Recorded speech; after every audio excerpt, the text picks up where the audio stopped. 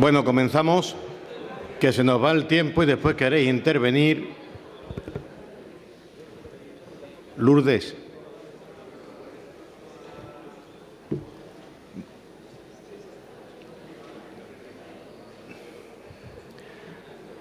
Bueno, como han desaparecido, me autopresento y me automodero.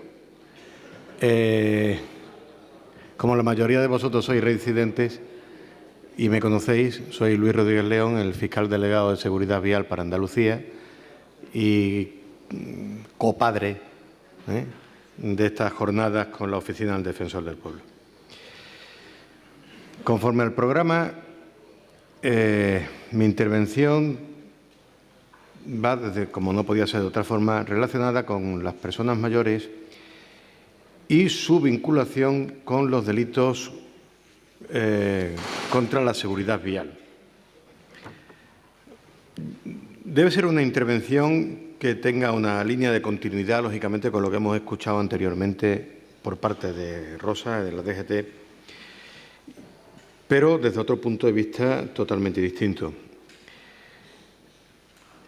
La cuestión es diferenciar, o eso es lo que pretendo al menos, dos aspectos diferentes. Los conductores mayores, entendiendo grupos mayores como este grupo llamado de tercera edad, que no se sabe muy bien dónde empieza y dónde acaba, depende la edad que tenga cada uno, como generadores de conducta de riesgo, como conductores que participan en la seguridad vial, en el tráfico rodado, y estas personas mayores, este mismo grupo, como víctimas de la llamada delincuencia vial. Son dos puntos de vista totalmente distintos, con algunas connotaciones importantes. En la mayoría de los países modernos industrializados de nuestro entorno cultural, el aumento de la esperanza de vida ha generado una prolongación de las últimas fases de la vida física de las personas, con una cierta calidad de vida bastante superior a la que han tenido generaciones pasadas, y esto implica que sigan activos en determinadas facetas, entre ellas la conducción y la propia movilidad como peatones, como ciudadanos en el núcleo urbano. Los datos estadísticos, bueno, hay veces que sirven y otras veces no sirven, o depende cómo se interpreten, pero la cuestión es que, conforme a la oficina Eurostat, los datos que habían ofrecido, la proporción de jubilados de 65 años y más en la Unión Europea era del 16,4% en el 2004 y prevén que llegue al 30% en el 2050. En la misma proporción, por lo tanto, los conductores y los peatones con esas edades aumentarán en un rango muy parecido. La repercusión, por lo tanto, es que intervienen cada vez más en aspectos relacionados con la seguridad vial y la movilidad, y esto requiere de respuestas concretas desde dos puntos de vista: el sanitario y el judicial. Y dentro del sanitario, el estrictamente relacionado con la propia salud, con los aspectos médicos y con aspectos de carácter administrativo preventivo. Si tenemos que partir, como bien decía Rosa, de no establecer unos clichés estrictos por razón de la edad. No se pueden tomar reglas generales. Hay señoras divinas con 70 años y mismos individuos con los mismos 70 años que no son capaces de rellenar un crucigrama. El deterioro personal es muy particular, muy personal, y no afecta a dos personas igual. Y, por lo tanto, establecer clichés o reglas generales no es lo más conveniente. Es necesario tratar a cada uno según las circunstancias personales en las que se ha desenvuelto su envejecimiento, que, por otra parte, es natural y es humano. La literatura médica en esta materia ha escrito muchísimo y se puede hablar de casi 4 niveles, según los datos a los que yo he accedido, bien por búsqueda propia y bien porque mi mujer, que es bata blanca, pues me ha asesorado convenientemente.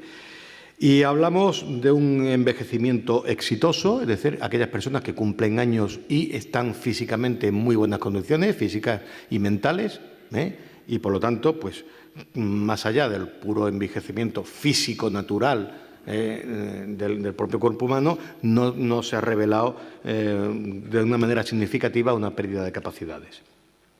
Después tenemos el grupo segundo de envejecimiento normal, que aquí incluyen los que han estudiado esta materia, un cierto deterioro de carácter cognitivo que puede ir muy lento o puede ir muy rápido, por lo tanto cada persona es un mundo en este aspecto, bueno, y que ese deterioro puede ser de muchas capacidades, entre ellas las más significativas y que todos desde un punto de vista puramente normal y no médico conocemos, pues pérdida de reflejos, de capacidad visual o auditiva, de movilidad, que de alguna manera puede empezar a entorpecerle su vida ordinaria o normal.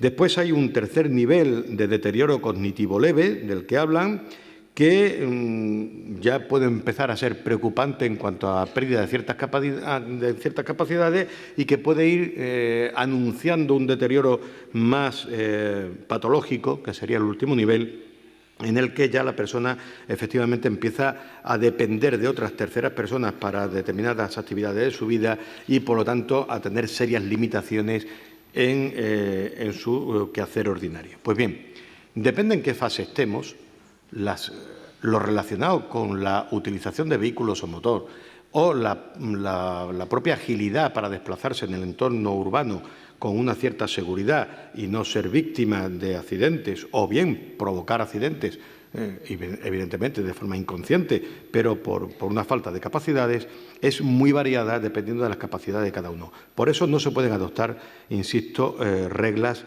generales en esta materia. De todas maneras, esto ya está previsto en las distintas normas de carácter administrativo. El artículo 9 de la Ley de Seguridad Vial nos exige a todos los conductores, como bien decía anteriormente Rosa, estar en todo momento en condiciones de conducir con la debida diligencia y precaución. Aplicado a todos, nos vamos a ceñir a personas de la tercera edad, que es lo que se están dedicando a estas jornadas. El artículo 11 dice que debemos mantener la atención permanente en la conducción, y esa atención con el deterioro cognitivo, con la edad, con el despiste propio de este envejecimiento normal, se va perdiendo la atención. Debemos, en el artículo 19 dice, acomodar la velocidad a las propias condiciones físicas y psíquicas. Claro, esto queda muy bien escrito, pero el problema es que cuando tenemos un problema de carácter cognitivo o psíquico, uno no es consciente de esa pérdida de capacidad. Se va produciendo y uno cree que está muy bien, aunque el que lo percibe normalmente es un tercero, el que lo ve desde fuera, pero no el propio sujeto, que es muy difícil que perciba sus propias limitaciones. Pues bien, partiendo del principio de seguridad jurídica que implica todo análisis, al menos desde el punto de vista de la Administración de Justicia, que es el que yo tengo que trasladarle aquí, estas circunstancias tienen un trasfondo en el ámbito jurídico penal y administrativo. Si hablamos de individuos conductores con esta tercera edad y con un determinado nivel de envejecimiento que puede llevar o no a un cierto deterioro, eso se tiene que traducir de alguna manera desde el punto de vista jurídico. Y ahí, en el Código Penal, encontramos las atenuantes y las eximentes de capacidad. ¿Cuándo? Porque los delitos previstos en materia de seguridad vial, artículo 379 y siguientes del Código Penal, hablan de delitos dolosos, es decir, conscientes, voluntarios en cuanto al desarrollo de la actividad. Si uno no es consciente y no tiene voluntad, o la tiene limitada o anulada, no hay responsabilidad penal. Y ahí es donde entran en juego las atenuantes y las agravantes, y las eximentes también. El artículo 20 y 21 del Código Penal, en ese aspecto lo dice con carácter general de una manera clara. Dice, están exentos de responsabilidad criminal el que al tiempo de cometer la infracción, a causa de cualquier anomalía o alteración psíquica, no pueda comprender la ilicitud del hecho o actuar conforme a esa comprensión. Es decir, tenemos que defender al caso concreto de la persona concreta en el momento concreto en que está conduciendo, hablando de esta persona de tercera edad, mayor, con un determinado o no deterioro, para saber si está o no está alterada su capacidad de conocimiento y de voluntad, para saber si es o no es responsable de esa infracción que se haya podido cometer, que haya dado pie a un delito. Si no tenemos ese conocimiento que nos darán el médico forense y los distintos dictámenes periciales que se hayan realizado sobre sus capacidades, no habrá ninguna responsabilidad. Si hay un deterioro, se podrá limitar esa responsabilidad o incluso eximir de esa responsabilidad. Como atenuante, nos dice el artículo 21, las mismas anteriores cuando no se dan todos los requisitos, es decir, una intensidad menor en ese deterioro en la voluntad, el conocimiento y la capacidad de la persona. Pero para mí lo importante no es la reacción que pueda tener el Código Penal ante un delito contra la seguridad vial que haya podido cometer una persona mayor de edad, porque eso se resolverá en el caso concreto y está muy restringido al caso concreto y se intervendrá con las actuaciones periciales que determinen las capacidades del sujeto. La vía penal no es la vía de solución a los problemas de los mayores en la relación con la seguridad vial. Tiene que ser una cosa anticipada, un paso antes. Yo entiendo que la solución no está en la vía penal, no está en las condenas o en la conducta represora, que es lo único que puede hacer la Administración de Justicia. Tiene que estar en una medida preventiva administrativa anterior. Hay que anticipar los niveles de control y de precaución sin necesidad de llegar a la vía judicial. Y esos controles, esos anticiparnos a las conductas de riesgo que puedan generarse por determinados colectivos, y en este caso concreto por el colectivo de personas mayores de edad que hayan podido empezar a perder sus capacidades, que dan lugar incluso a la pérdida de vigencia del permiso cuando no se tiene todas las capacidades previstas conforme a la ley, es anticiparnos para adoptar medidas de carácter preventivo. Y esa anticipación solamente puede venir por determinadas vías que quiero enunciarles. En primer lugar, por la familia. La familia es la primera que detecta o está en condiciones de detectar el deterioro de esta persona mayor, de este padre, de esta madre, etcétera, que convive en la familia y que vamos viendo porque el trato es diario, que va perdiendo ciertas capacidades.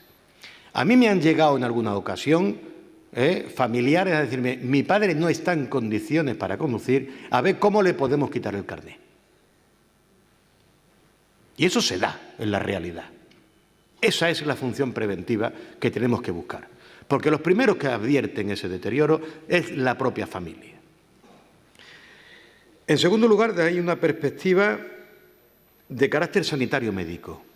Evidentemente, los profesionales de la medicina, en todos los ámbitos, desde el preventivo de un ambulatorio del médico de cabecera hasta el último que tenga un tratamiento concreto, en ese conocimiento que tiene de la evolución física, mental y de las capacidades del sujeto, es el que también está en una posición óptima para alertar de determinadas situaciones de riesgo para él y para los demás. Y aquí es donde nos encontramos en un verdadero problema.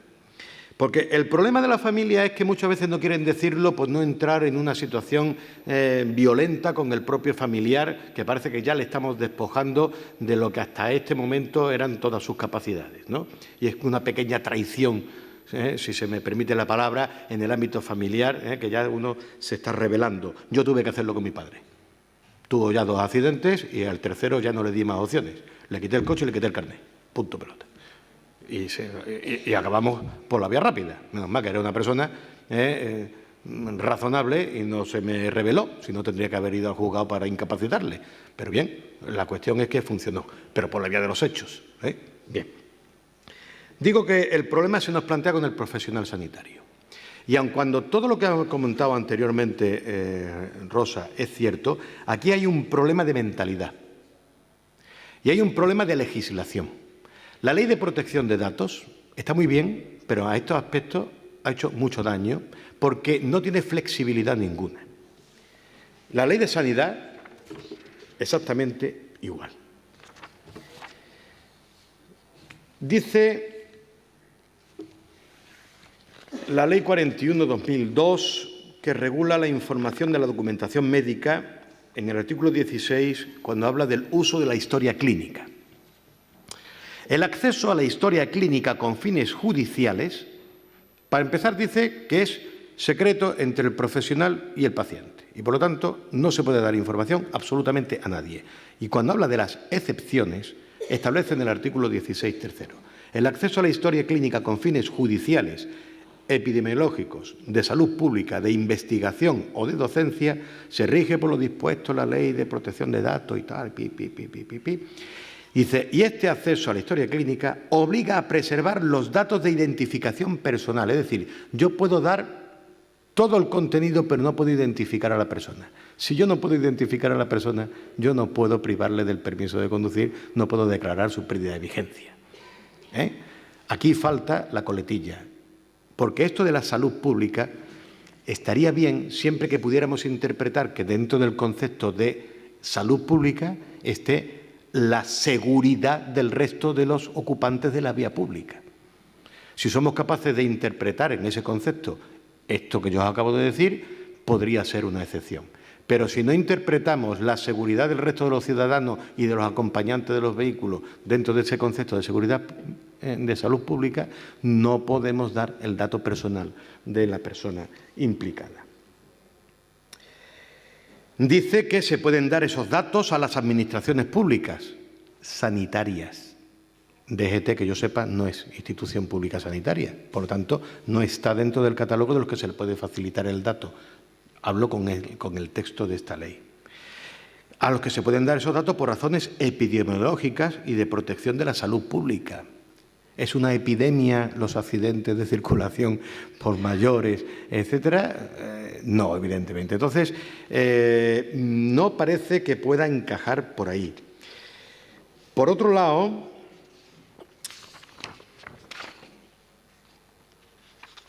la ley el Reglamento General de Conductores, en el artículo 36, dice que la Jefatura de Tráfico que tenga conocimiento de la presunta desaparición de alguno de los requisitos sobre conocimiento, habilidad, de aptitudes, compartimiento, que tenga conocimiento por cualquier medio. Está muy bien, pero ¿cuál es el medio por el que le llega el conocimiento si está prohibido dar el dato? Dice, puede llegar por atestados. Sí, pero para que haya atestado ha tenido que producirse algo. Estamos intentando anticipar los tiempos, por lo tanto no hay atestado.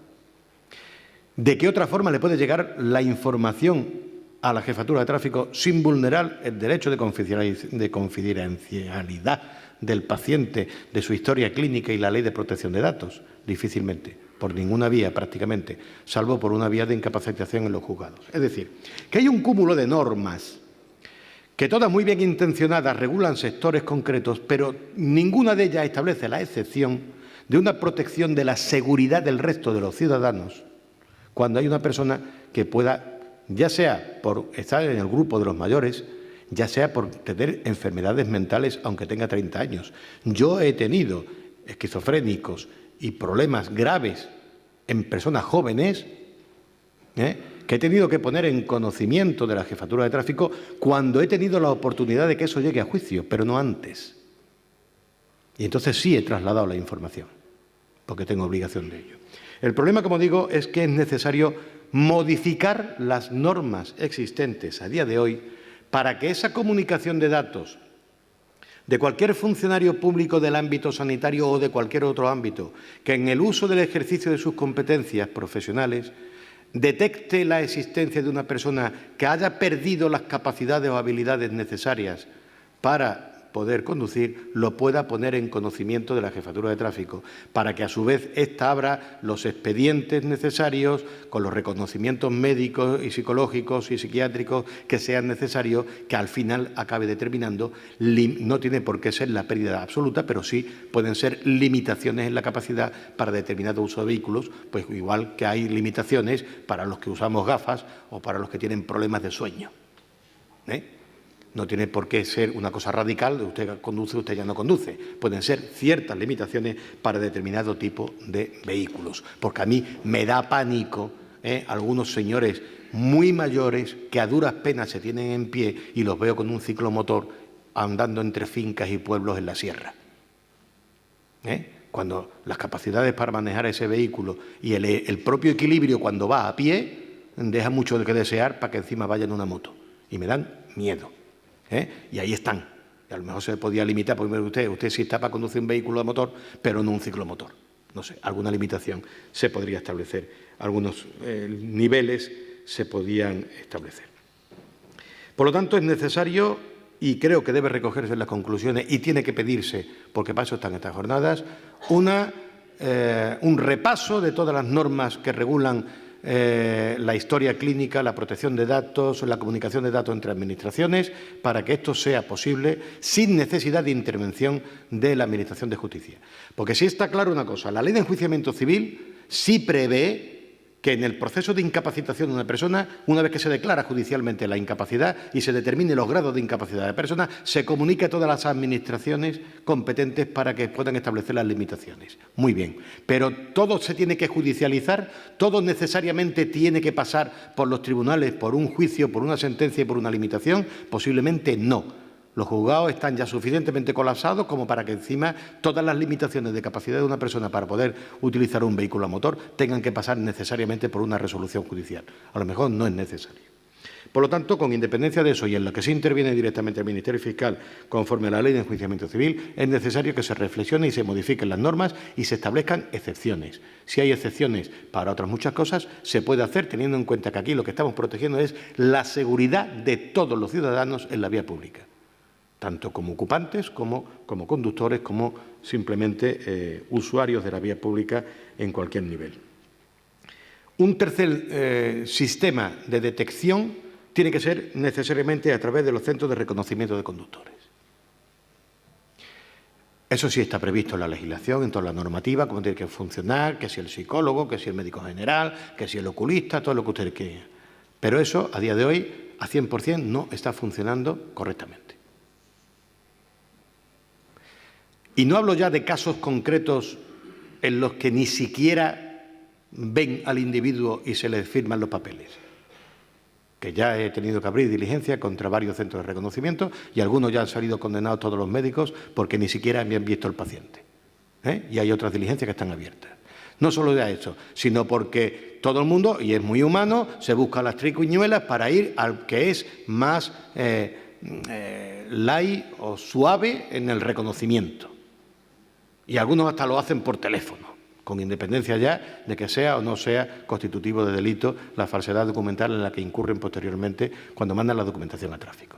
Pero quitando eso, es necesario, y hay otros muchos centros que lo hacen estupendamente. No vamos a generalizar, como dije al principio. Ha sido afortunadamente de todos los centros que puede haber en la provincia, implicados, condenados uno, implicados dos más.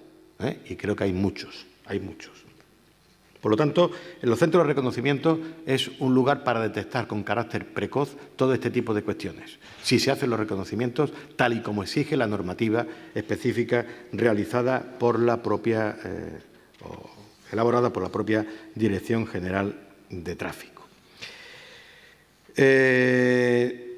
Posiblemente haya que reducir o incrementar los periodos de tiempo en los que se hacen las revisiones a partir de una determinada edad. Y si hay que hacerlo anualmente, pues habrá que hacerlo anualmente. Y si hay que hacerlo a 6 meses, pues habrá que hacerlo a 6 meses. Depende de lo que nos digan esencialmente profesionales de la medicina, que son los que mejor pueden conocer la evolución y la rapidez con la que pueden producirse esos deterioros o falta de capacidades.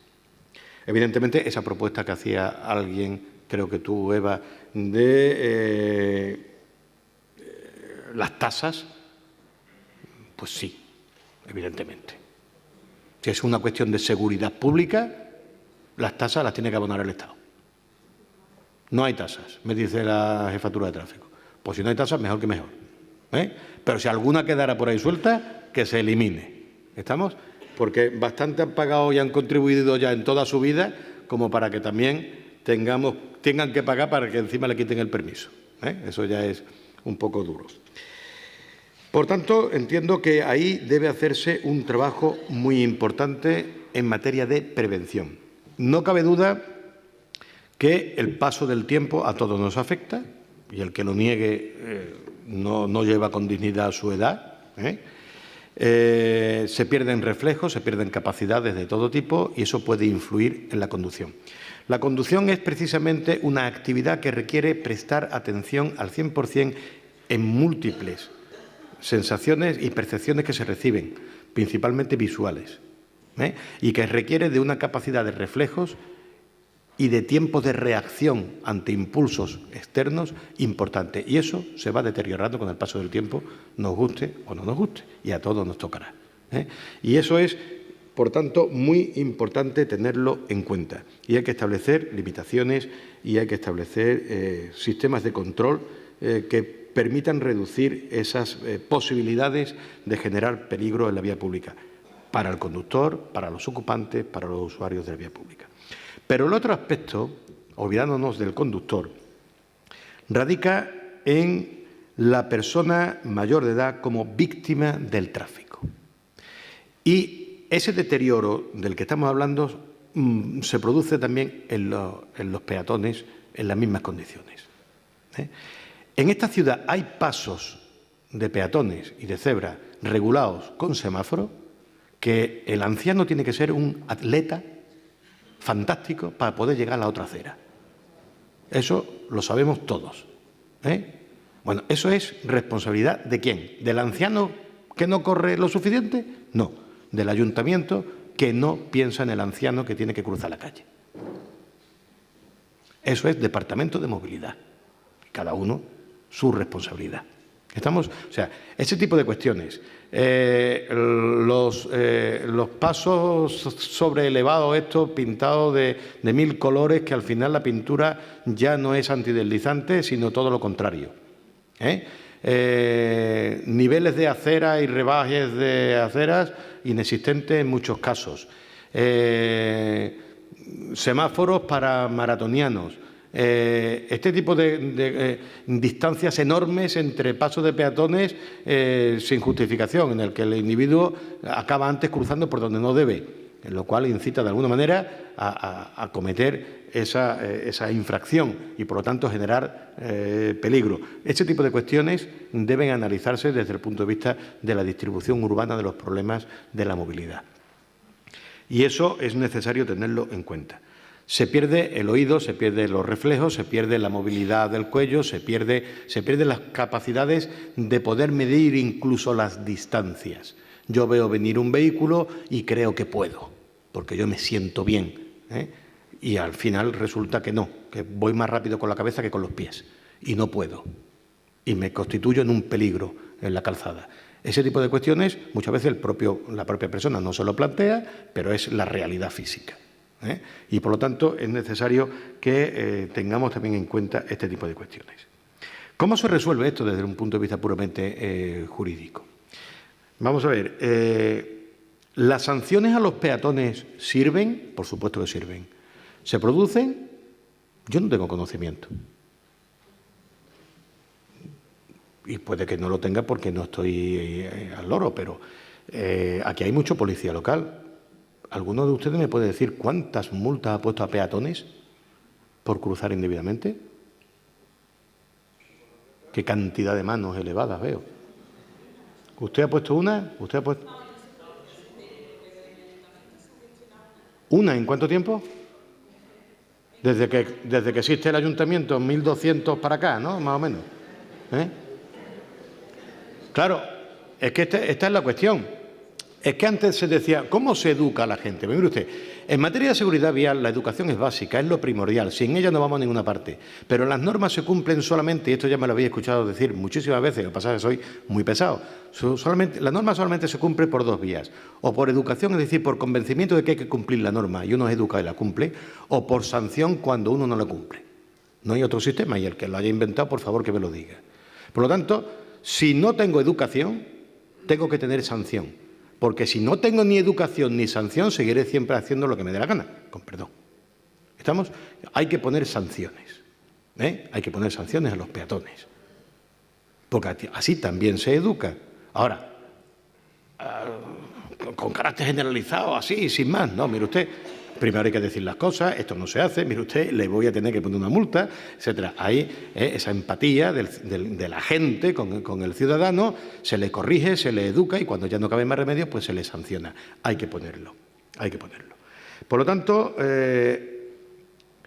por un lado, la educación y la sanción de carácter puramente administrativo. Por otro lado, cuando estamos ya involucrados en un accidente de tráfico que pueda dar lugar a una responsabilidad vía penal, existe la concurrencia de culpas. Es decir, esto puede afectar en el que el conductor puede que no sea totalmente responsable de lo ocurrido cuando también ha habido parte de culpa por parte del que ha invadido la calzada. Y esto no es patrimonio de los mayores, esto es patrimonio de cualquier edad, pero estamos hablando de mayores y puede producirse una mayor incidencia por esos despistes o esas pérdidas de capacidades o reflejos. Por lo tanto, puede darse una concurrencia de culpas.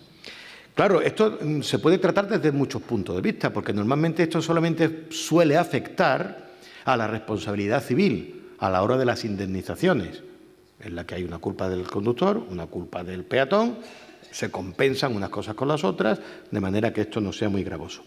Pero a lo mejor tenemos que empezar a copiar, ya que somos tan aficionados en España a copiar leyes extranjeras, y así nos va en muchas ocasiones. Parece ser que hay cuestiones que no copiamos suficientemente bien. En países de nuestro entorno, como en Bélgica, Holanda, Francia o Alemania, se reconocen grupos de víctimas superprotegidas o privilegiadas en la intervención culposa o negligente de accidentes, de manera que puede reducir la responsabilidad del conductor o moderar la indemnización correspondiente. Pero también hay grupos especialmente protegidos en el sentido contrario. Es decir, en Alemania, por ejemplo, se reconoce esa condición de grupo especialmente protegido a los menores de 10 años y a los mayores de 70 años. De manera que estos, fijaos, los tramos. ¿Por qué? Porque no se considera concurrencia de culpa en un menor de 10 años ni en un mayor de 70 años. Se les considera como que no son conscientes de lo que han hecho y, por lo tanto, no hay una concurrencia de culpas. Unos por falta de formación y otros ya por deterioro, que es el rango que ha establecido la propia legislación, tanto en Alemania como en Francia, con la ley Binder de 1985. Estos dos grupos están exentos, no hay concurrencia de culpa. Ahí, de todas maneras, siempre es concurrencia de responsabilidad absoluta material del conductor. Porque en un menor de 10 años se supone que, salvo muy raras excepciones, evidentemente saldrá corriendo entre coches, cruzará por donde no debe, etcétera. No está suficientemente formado. Por lo tanto, a lo mejor es necesario ir copiando algunas cosas que pudieran ser de interés. Yo no quiero profundizar más en el tema con cuestiones puramente jurídicas ni estadísticas, porque entiendo que lo importante era poner sobre la mesa la perspectiva desde el punto de vista de la Administración de Justicia y la responsabilidad penal que puede generarse en este colectivo específico de personas que no podemos tratar con un carácter general, porque el deterioro personal es muy personal, valga la redundancia, y por lo tanto no normas generales. Hay que concurrir, como siempre pasa en Administración de Justicia, al caso concreto, a la persona concreta. No hay dos casos iguales en el momento en el que cambia la persona. Hay que analizar cada caso concreto. Pero la anticipación es para mí lo más importante. La solución a estos problemas de seguridad vial en este grupo, en este colectivo de personas especialmente vulnerables, no está en la vía judicial, en la vía penal, está en la vía preventiva anterior. Diseño de ciudades y normativa específica para limitar las posibilidades de generar riesgo, tanto en peatones como, por supuesto, en conductores. La experiencia que yo puedo transmitiros son de los casos que a través de un atestado nos llegan para resolver en vía de Administración de Justicia.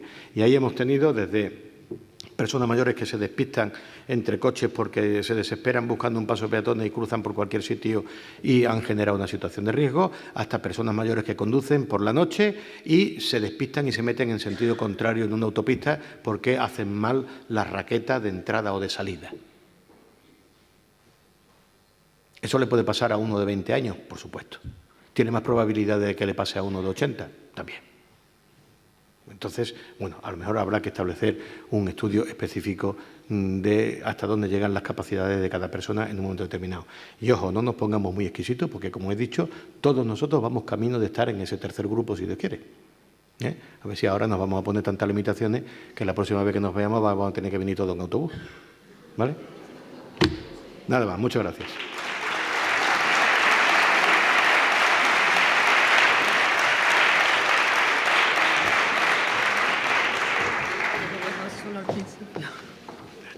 He recuperado mi presentadora. ¿Preguntas? ¿Propuestas? ¿Cosas? Sí, por allí.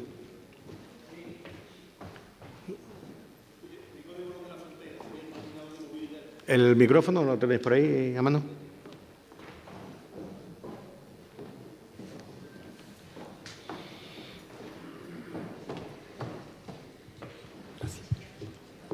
Buenos días. Soy Joaquín Rodríguez, coordinador de movilidad de la Policía Local de Morón. Se está aquí hablando mucho de quizás limitar a los mayores, pero yo creo, y mis actuaciones que me requieren muchos familiares para hablar con los padres, para que igualmente que hicieron con ustedes deje de conducir. Yo creo que tenemos que hablar en sentido positivo en ese sentido. Y aquí hay unas tablas de edades que se presentaron antes en el cuadro y usted ha nombrado también la edad de 70 años. Y yo creo que haríamos un favor, incluso para nosotros mismos, el día de mañana, de limitar, lo mismo que a los 18 años podemos acceder al carnet de conducir, de que a los 70 dejemos de hacerlo. Yo no estoy hablando del plano limitativo, es que pienso que todo lo facultativo y todos los estamentos a los que estamos relacionados, entendemos que eso es, como usted presentó en la ponencia inicial, de que cuando nosotros llegamos a la tercera edad es un regreso a la infancia. Esa infancia... Ojalá. No, yo no sé si lo dijo usted o fue el defensor del pueblo. Sí, no, si posiblemente lo dijera yo. Se me ha quedado grabado eso porque pienso que nos estamos haciendo un favor porque no tenemos las facultades iguales hasta los 18 años. A mí me gustaría ir, contestando tu pregunta, al caso concreto. Antes intervino una señora fantástica de 70 años que no veo. Ah, estás ahí. Y a mí me da la sensación de que esta señora puede conducir mejor que yo, seguro. Yo no dudo. Y quitarle el carnet no sería justo. No, es que no debemos de hablar de quitarle el carnet. Es que debemos de autoconvencernos. Yo llevo 5 años en la que he desistido de tener vehículo propio. Voy en el transporte público. Estamos fomentando en Morón el uso con la educación vial, que este año presentamos un proyecto estupendo en octubre, y pienso que tenemos que convencernos... Sí, pero yo creo que mientras una persona tenga acreditada, no por sí mismo, sino por un tercero, sus capacidades, no debemos limitarlo. Por un tercero, porque cada uno se encuentra maravilloso. No debemos limitarlo a una edad concreta. Ahora, que tenemos que ser rigurosos en ese análisis al tercero de ver, mire usted, realmente ya no está en condiciones, aunque a usted le parezca que sí, sí. Yo por ahí sí entiendo que va más. Y de todas maneras, tú estás en movilidad del Ayuntamiento de Morón. Sí. Supongo que allí los semáforos funcionan perfectamente y las aceras las tienes todas rebajadas, ¿verdad? No, soy muy crítico con el Ayuntamiento y nada más que nos queda un semáforo, que es la plaza del Ayuntamiento. Vamos a empezar por ahí, vamos a dejar los carnets de los 70. No me critique usted porque lo planteo con carácter positivo. Y sobre el tema de la deficiencia, soy el primero que me teme el ayuntamiento. Gracias. Gracias a vosotros. ¿Alguien había por ahí? El de azul creo que era el primero y después... Bueno, buenas tardes. Mi nombre es Fernando Moreno, soy policía local de Sevilla y pertenezco al grupo de monitores de educación vial. Una anécdota, levanté la mano antes cuando usted preguntó que quién había denunciado alguna vez a un peatón. Pues quiero hacer referencia, hace unos años en televisión salió varias veces un compañero de la policía local del Aljarafe, no recuerdo cuál era el pueblo, y salió varias veces porque denunciaba a los peatones cuando cruzaban por donde no debían. O sea, que ello era una noticia extraordinaria. Claro. Que era, el policía local se estaba extralimitando en sus funciones. Es que es penoso que ese tipo de noticias salgan a la luz pública, ¿no? Bien, es verdad que aparte de la educación, que nosotros, por ejemplo, llevamos a los colegios, institutos y eso, pues es verdad que hace falta también la medida disuasoria de la denuncia. Eso es imprescindible, ¿no? Eso está claro. Aparece en la prensa como una anécdota. Sí. Claro, hay algunos países de algunas partes del mundo que cuando ven pasar un avión salen en el periódico. Claro. Pues exactamente igual que tu compañero cuando sancionó a un peatón. Yo creo que sí. Pero es que yo todos los días desde mi casa al despacho encuentro muchas veces más gente andando por la calzada que por la acera que tienen al lado. ¿Por qué? Yo creo que y después, como dice cualquier ciudadano, pues eso lo habréis escuchado vosotros como policía muchísimas veces, nunca están los policías donde tienen que estar. ¿Por qué no le ponen la multa a ese? Entonces, claro, pero cuando ese soy yo el que va andando por la calzada, no quiero que esté ningún policía. Y si está, va a tener la desfachate de ponerme una multa. Por supuesto. Cuando todo el mundo anda por la calzada. No, sí, es que hay veces que nosotros en la calle, cuando trabajamos, le llama la atención a un peatón y se te vuelve como diciendo, ¿no? ¿Qué me estás diciendo? O sea que... Claro, pero eso es por falta de educación. Es que la educación vial no es solo para el que conduce o se saca un carnet, es para todo el que anda por la calle. El peatón es parte de la circulación, del tráfico y de la movilidad. Y su conducta puede generar riesgo, tanto que puede ser hasta constitutivo de un delito, del artículo 385, en la que ya se ha condenado a más de uno. Pero no tenemos que llegar a eso, tenemos que llegar a la prevención. Efectivamente. La prevención. Bueno, y lo segundo que me gustaría decir es hacer una propuesta, porque coincido con usted, lo hemos estado hablando antes el compañero y yo, que es fundamental que haya más controles en el tema del reconocimiento médico. No sé de qué manera, pero eso no sé si que lo deberían de hacer la propia Dirección General de Tráfico, hacer los controles ellos mismos, como las inspecciones médicas. No sé si la cuestión sería de hacerla, a lo mejor el reclamo sería que fuesen gratuitas. Yo sé que es un colectivo que hay bastante fuerte, que son los médicos y los centros médicos, que no sé, a lo mejor no quieren hacerlo por eso, pero que es fundamental. Es que hay un montón de personas que tienen disminuidas las capacidades. Creo sinceramente que con que se cumpliera estrictamente las normas que regulan los temas de los reconocimientos médicos, no tendríamos este problema. El problema es que no se cumple la norma. Y otra cosa sería introducir dentro de esos reconocimientos médicos los análisis de detención de drogas. Por ejemplo, la AESA, la Agencia Estatal Aérea, de Seguridad Aérea, a todos los pilotos, incluso en aviación deportiva, les exige unos controles de drogas. Y sabemos que... Pero vamos, el consumo de drogas, yo en eso no puedo estar de acuerdo contigo por una cuestión concreta. Desde un punto de vista puramente administrativo, la sanción para el de drogas es cuando da positivo en el momento en el que está conduciendo. Porque tú puedes ser un peatón o puedes tú consumir la droga que te dé la gana y cambias de tu actitud de peatón a conductor, y ahí es donde se genera el problema. Por lo tanto, desde el punto de vista administrativo es siempre positivo. Desde el punto de vista penal, la influencia en la conducción, que es lo que establece el 379. Entonces, con carácter previo, determinarlo, lo único que te puede decir es que es un consumidor habitual, pero eso no quiere decir que esté incapacitado para conducir en el momento concreto. Sin embargo, sí hay otras cosas que sí podemos hacer con ese tipo de cuestiones. Por ejemplo, servicios públicos. ¿Por qué empleados de determinadas empresas tienen que pasar el jefe de personal revistas de cómo va vestido o cómo lleva las uñas y tal y cual antes de ocupar su puesto de trabajo, por ejemplo, en un centro comercial? Por la imagen del comercio, ¿no? ¿Por qué todos los conductores de taxi o de autobús o de servicios públicos de cualquier tipo, antes de montarse no tienen obligatoriamente todas las mañanas que pasar por el control de alcohol y drogas? ¿Hay algún problema? ¿Hay algún problema? Yo es que no veo ningún problema. Porque además llevan en sus manos la vida de muchas personas. Y en el momento en que dé positivo, pues usted hoy no puede trabajar. Y que se le imponga la sanción que corresponda, con carácter preventivo. Yo creo que en eso hay que incidir, porque el consumo de droga, sabemos, todos los que estamos, los colectivos que nos dedicamos a esto, Policía Local, Guardia Civil, sabemos que los consumos de droga, bueno, son tremendos. Están por encima de la alcoholemia. Entonces, no sé, algún control habrá que tener sobre eso. Yo creo que en todos los servicios públicos, todo el que lleva un vehículo de carácter público con o sin pasajeros, estoy hablando desde el conductor del camión de recogida de la basura hasta el autobús de Tucson, el taxista, el policía en el patrullero y el Sun Corda, el de la ambulancia. Todo el que lleva un servicio público antes de montarse en el coche, control de alcohol y drogas. Ningún problema. Muy bien, muchas gracias. Ahí había otra pregunta. Buenas tardes, soy Antonio Velar Rodríguez.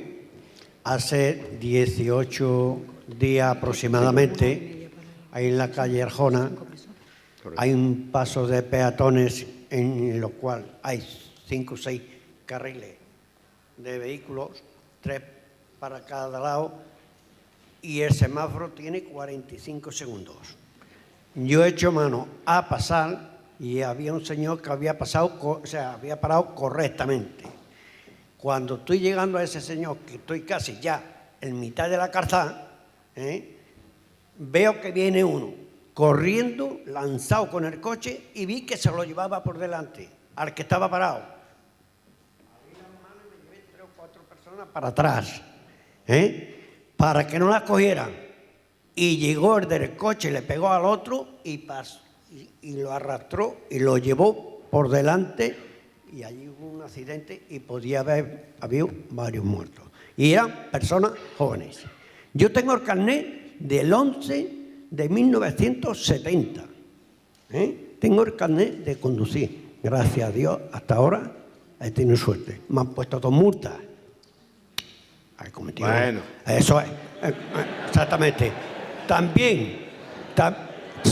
También he cogido, tengo que poner una anécdota que he puesto la denuncia en la acera para las personas mayores que resultan de que están levantadas los adoquines y las pobres van andando, las personas van andando por la acera y hace la losa. Así, eso que hemos hablado, eso es ayuntamiento puro y duro. Sí, bueno, pues yo he puesto la denuncia y he llevado 3 personas al hospital.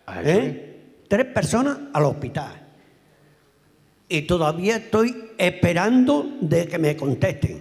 Y esas losas siguen levantadas. Eso es un problema que tenemos muy grande. Ahí te tengo que decir que a la ventanilla del ayuntamiento. Una última pregunta, por favor. Última, porque si no nos comemos el tiempo de la mesa redonda y los demás también quieren participar. Sí. Sí, en principio le agradezco su conferencia, que creo que ha sido muy estupenda. Una pregunta que le quería hacer era, efectivamente diferenciamos lo que es la parte administrativa en el tema de alcohol y drogas, que es la presencia. La parte, digamos, penal ya es la influencia. Y entonces sabemos que el tema penal, la influencia se estima en lo que es en el alcohol a partir de 0,60 miligramos. Pero en drogas es influencia, pero ¿cuándo se considera la influencia? Porque si estamos hablando del alcohol es a partir de 0,60 cuando ya se penal. Pero en drogas no se estima, el corte ese no está ni en parte administrativo ni en parte penal donde está. Ahí tenemos un problema muy grave, porque no todas las drogas producen los mismos efectos ni muestran los mismos síntomas o signos exteriores. De hecho, yo estoy dirigiendo aquí en Sevilla un plan piloto desde el punto de vista penal de la aplicación del 379 con los controles de drogas. Plan piloto que se está haciendo aquí para después dictar la instrucción que yo ya he hecho para Andalucía, pero para extenderla al resto de Andalucía y al resto de España a través de la Fiscalía General del Estado. Y estamos cruzando los datos del test salival, que es lo que tiene previsto ahora mismo tanto la normativa administrativa como la ley de enjuiciamiento criminal en los controles de drogas, con las fichas de síntomas que rellenan los policías que han hecho el curso especializado en materia de drogas, porque para eso hay que saber qué síntomas externos presenta cada tipo de droga y saber detectarlos y no confundir unos ojos rojos de una noche de tabaco en una discoteca con una alcoholemia o con un efecto de una metanfetamina, ¿no? O sea que ese tipo de cuestiones es importante conocerlas. Entonces, cruzando esos datos estamos intentando buscar una nota de corte. Como la comunidad científica en esa materia no se pone de acuerdo y está discutiendo durante mucho tiempo, en la ley no ha podido establecer todavía una nota de corte. Otros países, por ejemplo Alemania, ha dictado una norma administrativa en la que a la policía le ha dado una nota de corte y la que le han parecido bien. Y a partir de esa nota de corte todo positivo es constitutivo de delito. Pues bien, ha optado por esa vía. El Estado español, como otros estados, ha considerado que eso requiere más estudio y más precisión para no precipitarnos en la materia. Esto es una cuestión de tiempo y de evolución, pues como pasó en su día con el alcohol, que usted sabe perfectamente que hasta la reforma del año 2007 no se estableció la tasa del 0,6120 en el Código. Hasta ese momento también era influencia, hasta que llegó un momento en el que, como ya hay un consenso en la comunidad científica, se dice, vamos a ver, aunque se escape alguno por arriba y alguno por abajo, a partir de 0,60 en aire expirado, 1,20 en sangre, todo el mundo está más o menos afectado. Por lo tanto, esa es la nota de corte. En algún momento se llegará a la nota de corte en drogas. Es cuestión de esperar. Efectivamente, es que lo que pasa también en parte, voy por otra parte en temas de la prensa, pertenezco también a la prensa. Entonces, claro, al dar información hay estadísticas que se cogen y entonces el DRUI, el corte lo ha establecido en alcohol, en tanto el Instituto de Psicología, en la prueba salivar, allí de Santiago, el corte también lo tienen establecido, pero no se da publicidad. Entonces, claro, si se hace una estadística, presencia de alcohol, cuidado, ¿a partir de qué tasa? Porque si se da una estadística cuando tiene más de 0,3, ¿por qué no se da una estadística cuando se tiene más de 0,5 gramos?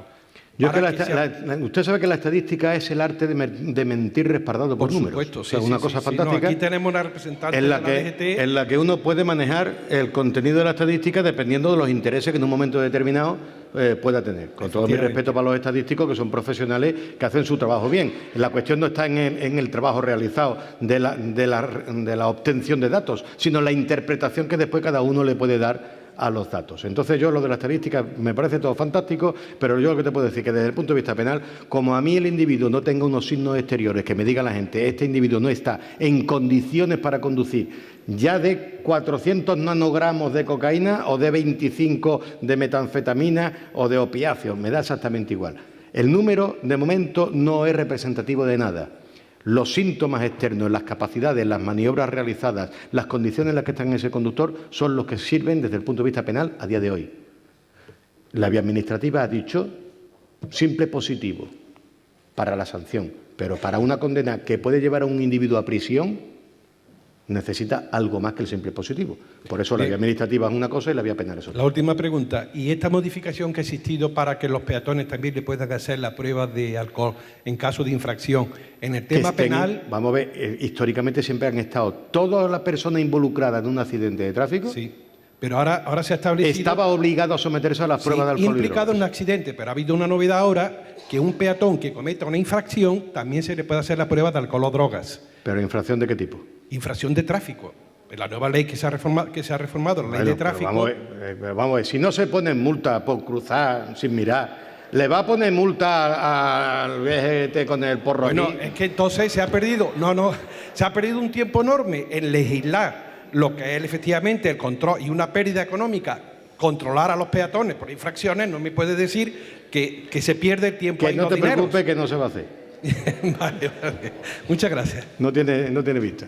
Bueno, que os dejo porque si seguimos preguntando nos quedamos sin tiempo para la mesa, que creo que es lo más importante, porque hay personas con mucho conocimiento de toda esta materia, de muchos ámbitos, que tienen muchas cosas que deciros, y el debate posterior, que creo que es lo más interesante. Muchas gracias por vuestra atención.